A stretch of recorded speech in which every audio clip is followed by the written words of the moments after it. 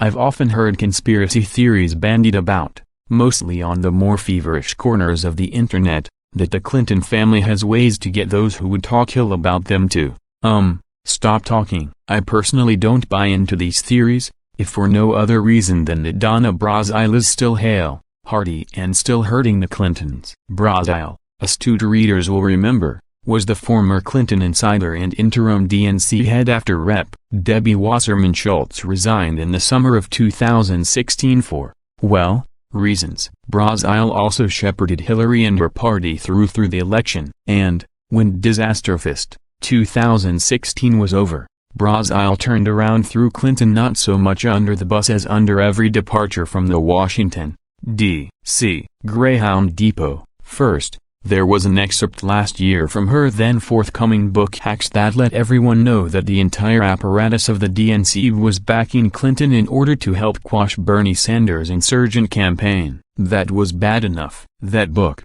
released in November, continues to haunt Clinton. Just last week, 12 Russians were indicted for breaking into the DNC's servers in order to steal email, including Hillary Clinton's. Yet, according to Hacks, the DNC knew it was being hacked but kept its servers up anyway because it didn't want to disrupt the primary process. In May, when CrowdStrike recommended that we take down our system and rebuild it, the DNC told them to wait a month, because the state primaries for the presidential election were still underway, and the party and the staff needed to be at their computers to manage these efforts.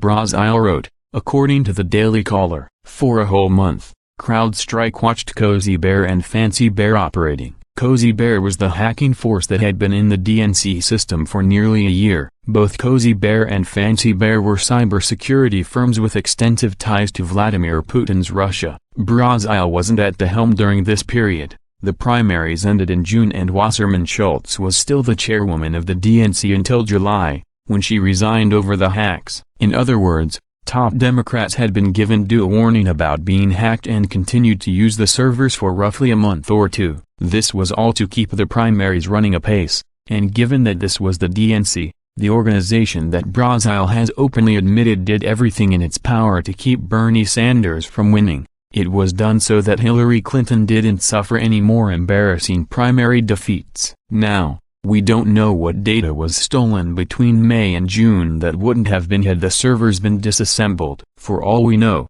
the Russians had everything they needed by the time they were even discovered inside the system. We'll certainly learn more about that in the coming months. Or perhaps not. The United States, pursuant to constitutional considerations, doesn't practice trial in absentia if defendants aren't available at the beginning of the process. And it seems unlikely Moscow is going to turn over anyone indicted last week. However, what we do know from Brazile's book, inasmuch as it can be trusted, given that these sorts of books are given over to self-acquittal and glorification, is that the DNC was flagrantly bad about protecting its data and that it was compromised by foreign actors. We also know that it was used as a de facto arm of the Clinton campaign before she was even nominated. And now we know how bad things were at the DNC, thanks to Donna Brazile. Just saying.